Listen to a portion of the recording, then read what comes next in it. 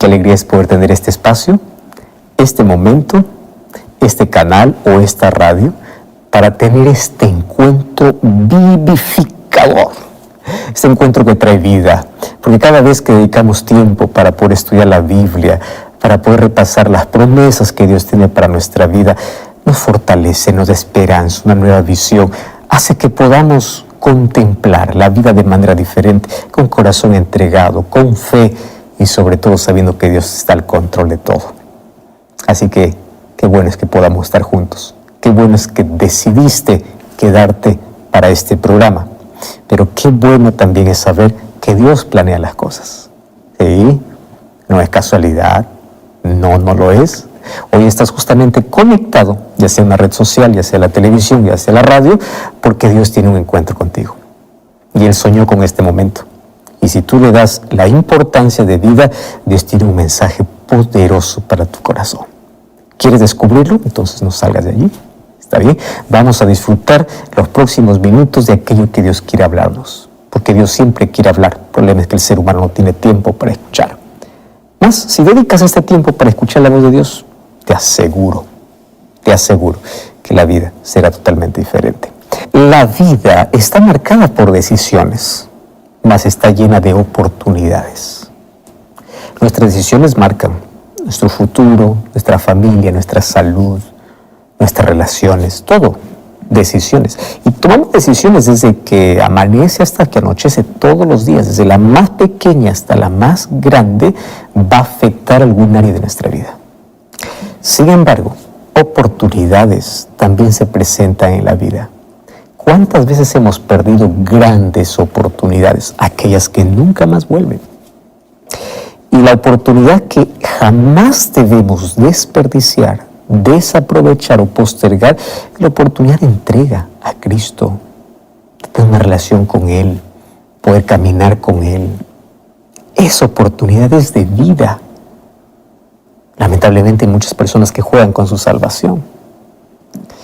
Y a veces cuando perdemos oportunidades, pues nos lamentamos y decimos, pues ya, perdí. Sin embargo, yo conozco un Dios de segundas oportunidades. Un Dios que no desiste. Un Dios que, aunque perdiste una oportunidad grande, aunque una puerta abierta finalmente tú la cerraste, un camino abierto tú no quisiste transitar, Dios busca otra manera para finalmente decirte, aquí tengo otra oportunidad para ti.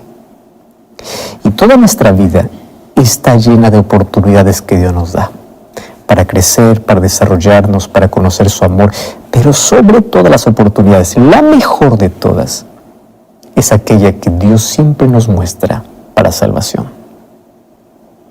¿Cuántas oportunidades ya desperdiciaste?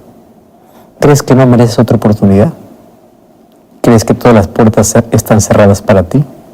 ¿Crees que ya todo acabó?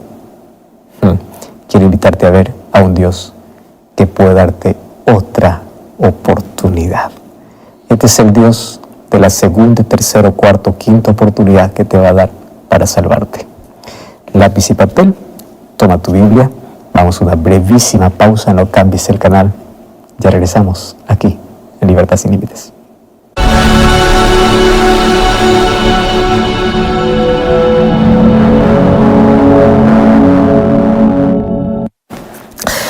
Es una delicia poder abrir la Biblia y verlo como el mejor plato para poder comer, disfrutar, porque allí encontramos una riqueza no solo histórica, encontramos la palabra de Dios que trae vida, que trae esperanza, y en cada historia que leemos de la Biblia vamos a encontrar que no es una historia del pasado, es una historia que tiene que ver con nuestra vida, con nuestra experiencia, con nuestra actitud, que alguien ya lo vivió, pero que el ser humano obviamente lo repite. Y estamos en una serie especial hablando sobre Jonás. Hemos visto tantas lecciones importantes, desde el llamado de Dios, el conocimiento de Dios, la huida de Jonás, como Jonás en su rebeldía, él allí dice que le tiren al mar o que le echen al mar. Él piensa que está perdido, más desde la profundidad reconoce quién es Dios y él comienza a decir, Señor, aun cuando pensé que yo estaba muerto por causa de mi decisión, tú me salvaste. Y ya en un programa anterior hablamos sobre aquella frase extraordinaria: la salvación es de Jehová, que está en el libro de Jonás capítulo 2, versículo 9. La salvación es de Jehová. Yo no hice nada bueno para merecer la salvación.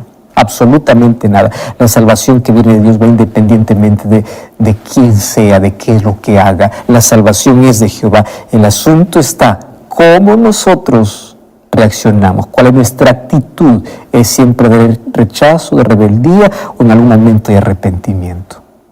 Y aquí estamos hablando de un profeta, de alguien que conocía perfectamente las Escrituras, pero intentaba así huir de Dios. ¿Cuántas veces huimos de Dios conociendo perfectamente quién es Dios? Todos dicen, Dios es soberano, Dios es bueno, Dios es poderoso, pero nunca se entregan, nunca tienen relación con Él. ¿Qué tipo de conocimiento es ese? Vamos entonces ahora a continuar en esta historia y hoy vamos a ver de ese Dios extraordinario, de ese Dios que te ama a pesar de intentar huir de Él, que te busca y no desiste, pero de un Dios que quiere salvarte y te va a dar otra oportunidad para ello. Ahora, nos hemos quedado analizando la oración de Jonás. Después que Jonás ora, aquí vemos otra vez una vislumbre de ese poder soberano y absoluto de Dios. Mira lo que dice Jonás 2:10. Mandó Jehová al pez y vomitó a Jonás en tierra. El texto explícitamente dice que este gran pez no es que sintió indigestión, no es que sintió náuseas, no. Esta gigantesca criatura marina que tuvo aquí al profeta de Dios sobre su vientre, nuevamente es impulsada por Dios y obedece. Interesante. Dios manda a este pez a estar en la hora correcta, en el momento correcto, tragar a Jonás. Ahora manda para que lo pueda colocar en tierra. Las cosas son preparadas por Dios, guiadas por Dios, todo está bajo el control de Dios. Lo hemos repetido varias veces. La naturaleza obedece a Dios. El ser humano es el único que se revela. Ahora, ¿qué sucede allí cuando este pez vomita a Jonás en tierra? Vamos a Jonás capítulo 3, versículo 1. Vino palabra de Jehová por segunda vez a Jonás. Aquí el profeta se encuentra nuevamente como al comienzo. ¿Tú recuerdas cuáles fueron las primeras palabras del capítulo 1? O sea, las palabras del capítulo 3 en sí repiten exactamente las palabras iniciales del capítulo 1. ¿Cómo comienza el capítulo 1? Vino la palabra de Jehová a Jonás. ¿Cómo está el capítulo 2? Vino la palabra de Jehová por segunda vez a Jonás. ¿Diferente? No, la misma. En otras palabras, Jonás aquí está recibiendo una segunda oportunidad para, después de su amarga experiencia, ahora obedecer. A veces necesitamos experimentar el dolor, ahora sí nos tornamos obedientes. Como cuando dices a un niño, ¿no? No metas tu dedo allí en ese enchufe. Y allí insiste. Después que siente dolor, dice, no, está bien, yo no voy a meter, ahora sí voy a obedecer. Una segunda oportunidad. Y seguramente estas son algunas de las palabras más reconfortantes de la Biblia. Por segunda vez. Sabemos que Jonás se ha rebelado neciamente contra Dios.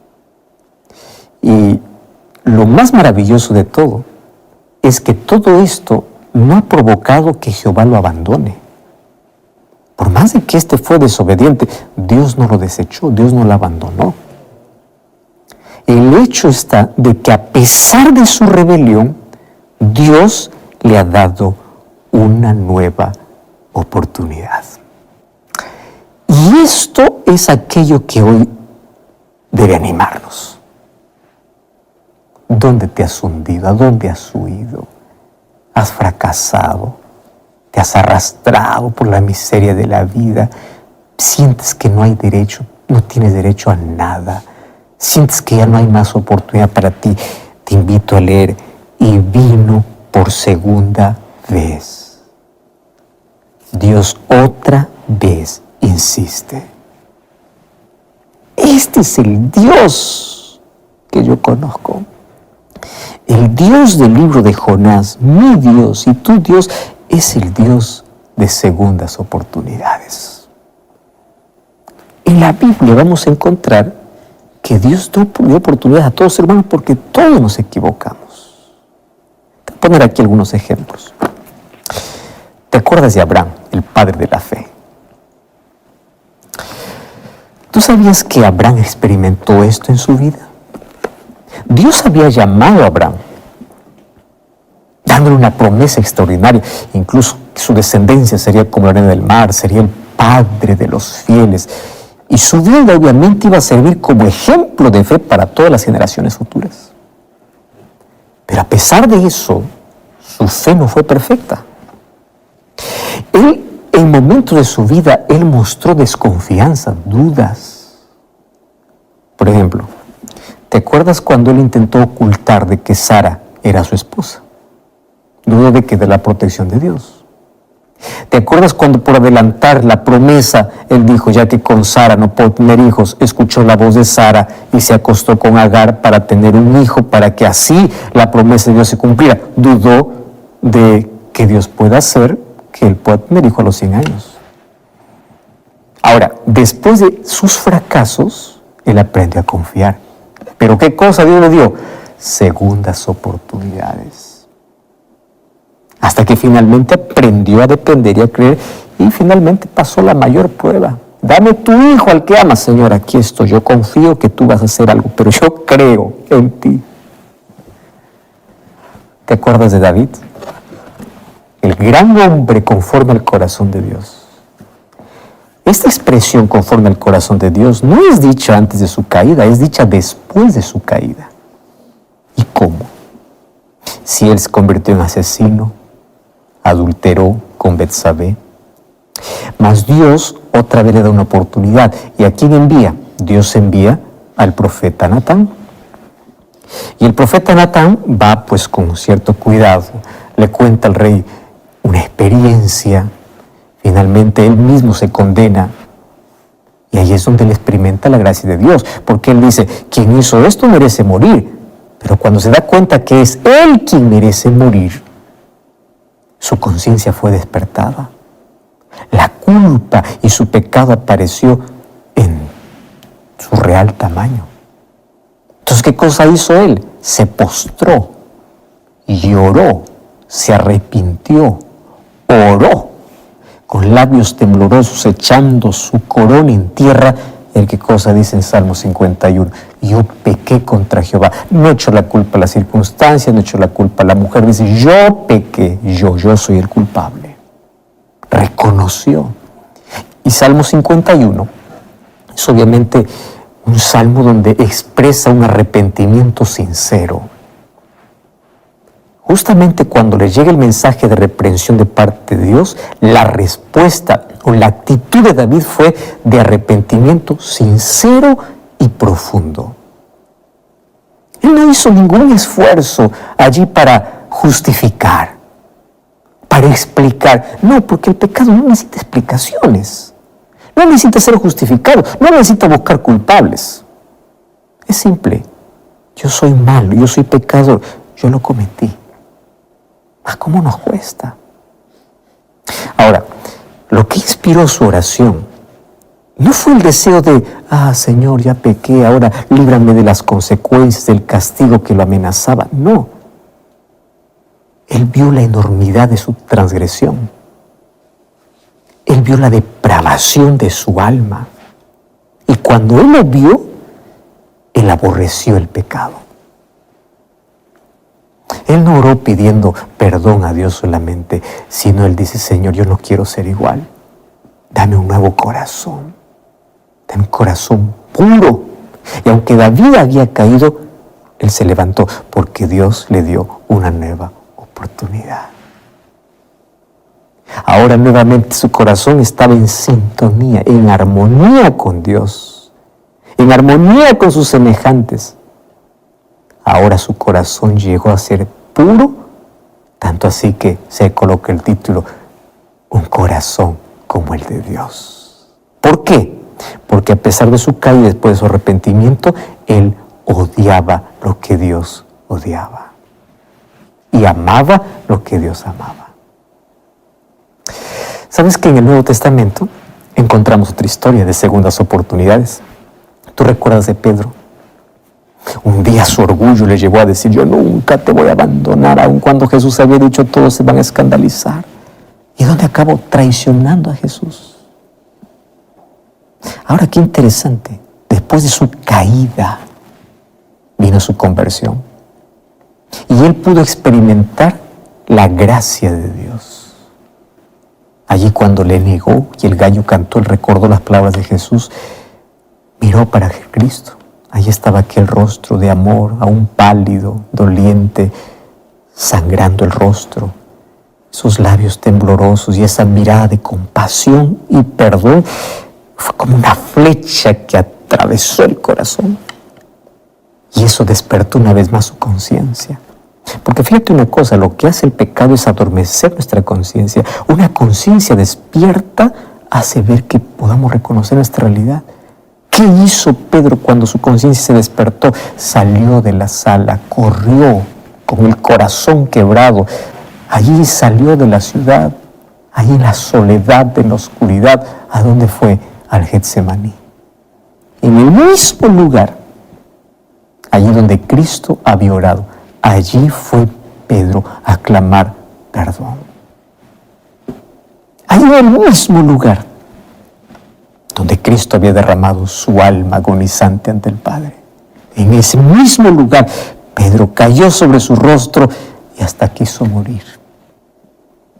Y tú sabes que después de la resurrección, allí cuando Jesús aparece junto al mar de Galilea, Pedro recibe otra oportunidad de continuar siendo el discípulo, pero él tenía que reafirmar su amor y lealtad, porque le había negado 3 veces. Y allí Jesús, delante de otros discípulos, reconfirma su llamado. Porque allí reveló la profundidad del arrepentimiento que Pedro tenía y demostró, ahora con humildad, ya no con arrogancia ni orgullo, de que él había cambiado. Ahora estaba listo para ser un discípulo. Había dejado la jactancia, el orgullo y las preguntas tan apremiantes que Jesús le dijo, había probado de que él estaba arrepentido. Ya no había vanidad ni orgullo en su respuesta. Y sabes que a causa de su humillación y arrepentimiento, pues ahora Pedro estaba más preparado que antes para ser un pastor de rebaño, del redil de Cristo. Oportunidades. El Señor te da oportunidades.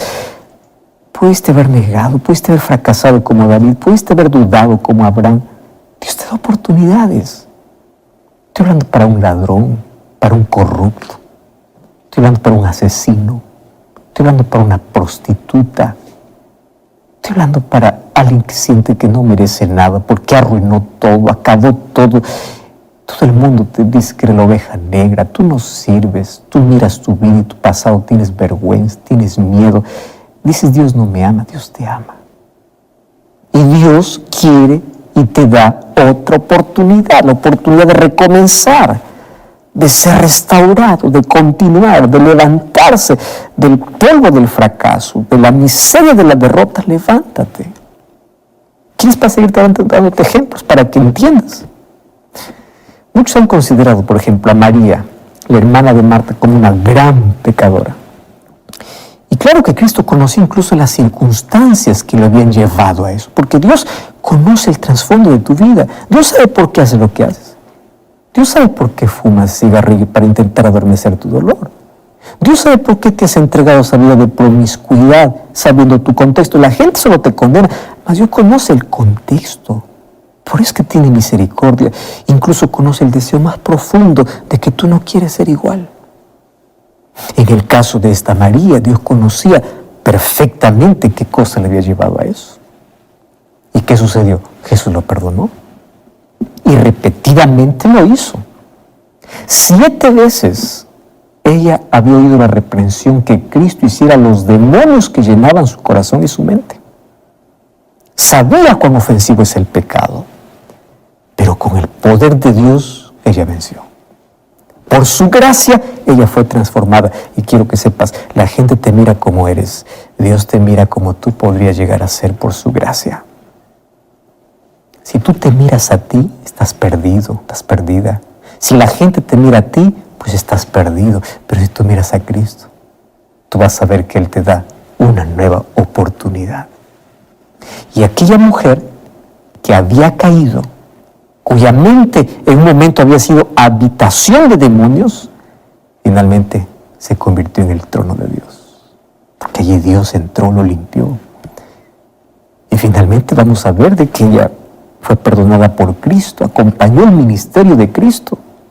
Miren qué se convirtió esta mujer, que en un momento fue poseída por un demonio, tuvo una vida de promiscuidad, una vida destruida. Mira lo que llegó a hacer esta mujer. Fue esta María la que se sentaba a los pies de Cristo. Fue esta María la que derramó sobre su cabeza un perfume y bañó sus pies con lágrimas, los pies de Cristo. Fue esta María que estaba junto a la cruz. Fue esta María que fue hasta el sepulcro. Fue esta María que fue la primera en ir a la tumba después de la resurrección. Fue esta María la que proclamó que Jesús había resucitado, una de las primeras. Dios puede hacer de ti algo extraordinario. No importa dónde te has quebrado, dónde has caído, Dios puede levantarte. Dios puede ser un instrumento poderoso. Basta que tú reconozcas tu situación y permitas que Cristo transforme tu ser. Él tiene poder. ¿Quieres otro ejemplo más extremo aún? Mira el apóstol Pablo. Lo vemos escribiendo 13 epístolas, 13 cartas del Nuevo Testamento. Grande escritor, gran teólogo. ¿Sabes cómo fue su vida? Hoy tanto se escribe sobre Pablo. Se admira a Pablo. Queremos ser como Pablo. Pero Dios lo buscó cuando este era un asesino. Era un hombre temido. Y él mismo cuenta su historia. Él un día incluso va al rey y cuenta su historia. Dice, un día yo iba a Damasco, dice, con poderes, comisionado por los principales sacerdotes. Y es interesante cuando narra su historia, más o menos era el mediodía. Yo iba por el camino y de pronto vi una luz del cielo que sobrepasaba el resplandor del sol. Me rodeó a mí y a todos los que estaban allí conmigo. Entonces, ¿qué cosa sucedió? Yo caí en tierra y ahí una voz escuché que me decía, Saulo, Saulo, ¿por qué me persigues? Una frase interesante, ¿no? Dura cosa te es dar coces contra el aguijón.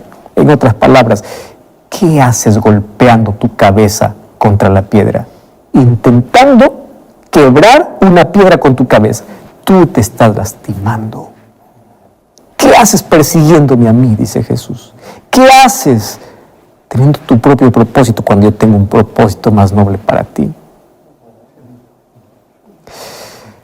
Claro que tenemos que admitir que Dios es misericordioso, es perdonador con nosotros. Y esto es lo que pasa aquí en el libro de Jonás. Dios hace instrumentos de lo más vil, de lo aparentemente inútil, de lo pequeño, de aquel que un día estuvo hundido, Dios lo trae a la luz y le hace un instrumento. Un día, hoy tú estás por la calle, hoy tú estás en una situación terrible, mas no tienes idea de lo que Dios puede hacer. Y esto ocurrió con Jonás, y él lo cuenta, vino por segunda vez. ¿Sabes que cuando no nos enfocamos demasiado ahí en los pecados de los otros, nosotros seremos más sensibles al ver nuestra realidad y las oportunidades que Él nos ha dado por su gracia. Deja de mirar la vida de los otros, mira tu vida y la gracia que ha sido extendida para ti. Tú puedes decir, yo soy pecador. Dices de palabra, pero en realidad no reconoces tu condición. Porque un pecador que reconoce siendo pecador, busca desesperadamente a su Salvador, y Salvador es Cristo. ¿Quién dice soy pecador? Lo dice solo de discurso, mientras no busque a Cristo. Y busca arrepentido. No creas que cuando lloras estás arrepentido. Las lágrimas pueden ser una evidencia de arrepentimiento, pero no toda lágrima es evidencia de arrepentimiento. Hay gente que llora por una película y no está arrepentida. Tener corazón contrito es ver nuestra realidad y agradecer por su gracia que va más allá de nuestro propio pecado. Cristo perdona. Y Él perdona a todo aquel que acude a Él en busca de perdón y restauración. El que viene a mí no lo echo fuera, dice Jesús. Ven como estás, que yo no te dejaré como viniste. Él te cambia. No esperes abandonar tu vicio, tu problema. Anda como estás. Él te restaura. Es Él, no es tu poder.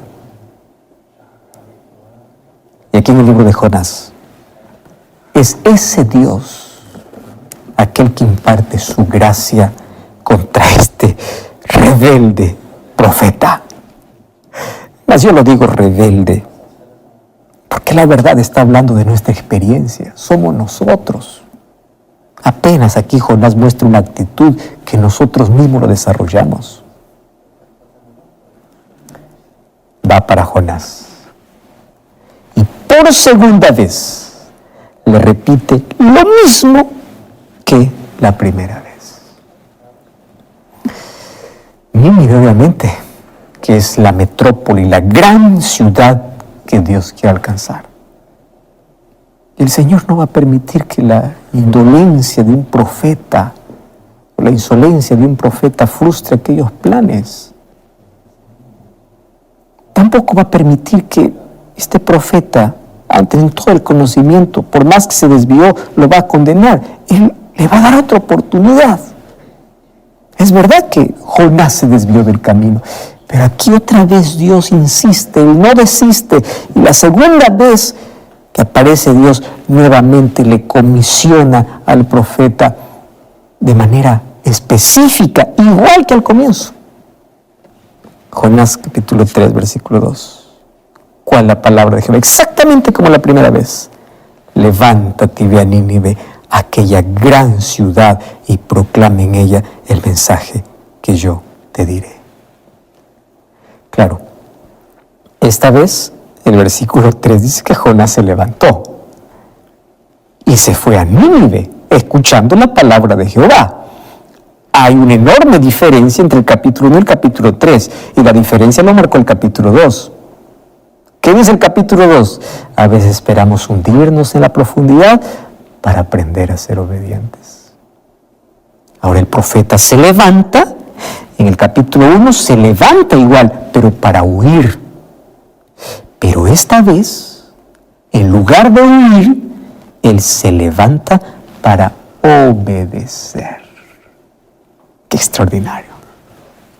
Para eso, ¿para qué te levantes en la vida? ¿Para huir de Dios o para obedecer a Dios?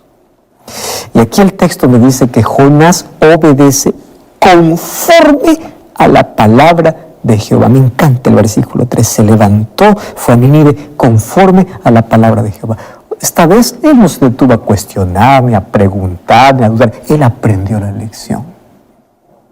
Él obedeció sin vacilar. Él fue. Ahora esta vez, la Biblia obviamente no menciona nada acerca del viaje que hizo, porque no dice que el pez lo lanzó en la ciudad. No sabemos en qué lugar fue, simplemente que lo dejó en tierra. ¿Cuántos días él tuvo que viajar para llegar a Nínive? Pues no nos dice. Ahora fíjate, acá hay un detalle importante. Aquí el autor tuvo su razón para poder hacer una descripción detallada del primer viaje, que está en el capítulo 1. Obviamente para señalar la naturaleza extrema de la rebelión de Jonás. Pero en el capítulo 3, Nínive aparece inmediatamente en escena. Y es una característica típica de algunas historias bíblicas. Por ejemplo, en Génesis capítulo 22 no nos da detalles acerca del viaje de 3 días de Abraham y Isaac cuando fue al monte Moria. Nosotros podemos imaginar, pero no nos da detalles. Porque el texto, ¿qué cosa menciona? Su llegada al monte Moria. Después dice al 3er día, pero no nos dice qué ocurrieron en esos 3 días. Entonces aquí los escritores bíblicos, ellos van a omitir algunos detalles que normalmente para nosotros, para un escritor actual, diría, pero esto es importante, pero para ellos no es importante. ¿Por qué razón? Tú vas a ver que raramente las escrituras van a darnos, por ejemplo, descripciones de apariencia física.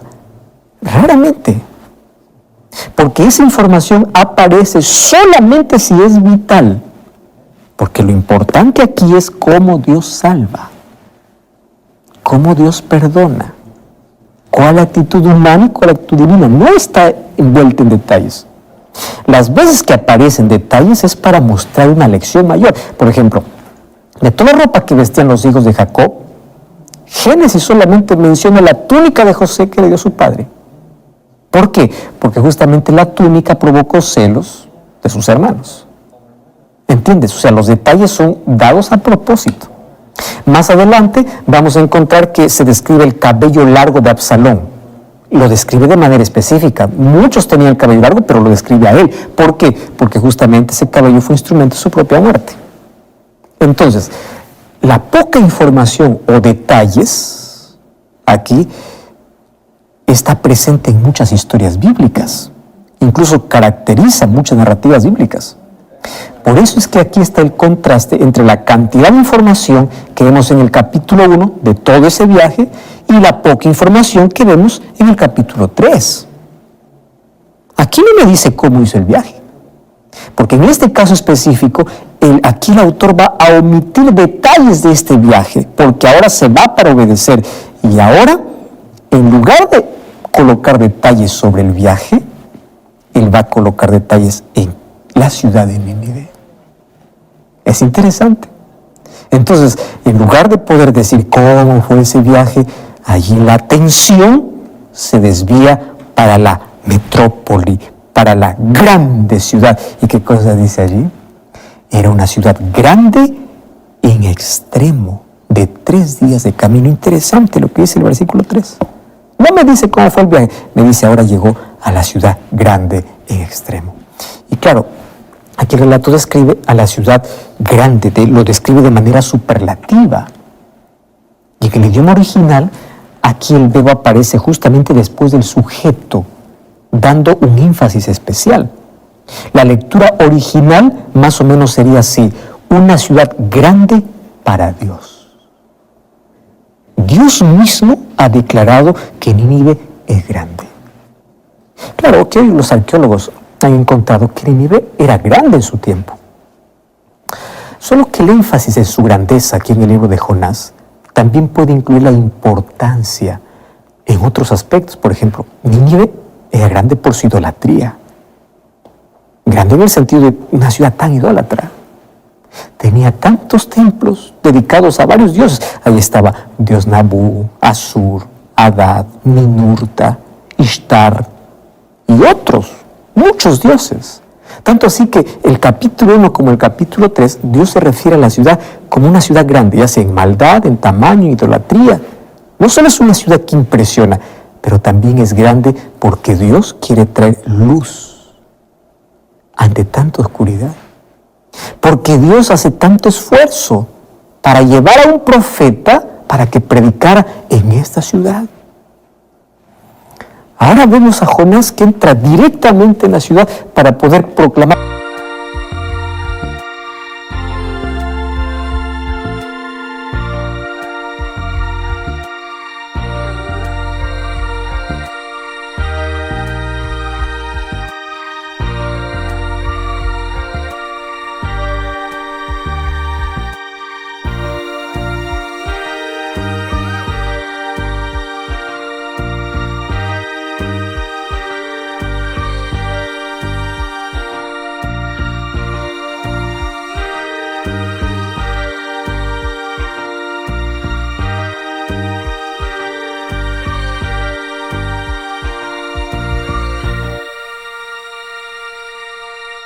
su mensaje. ¿Sabes que los profetas no son ajenos a los ministerios que hoy nosotros tenemos en las grandes ciudades? Dios envió a varios profetas a ciudades. Dios envió a Elías al palacio del rey en Samaria. A Elías le fue confiado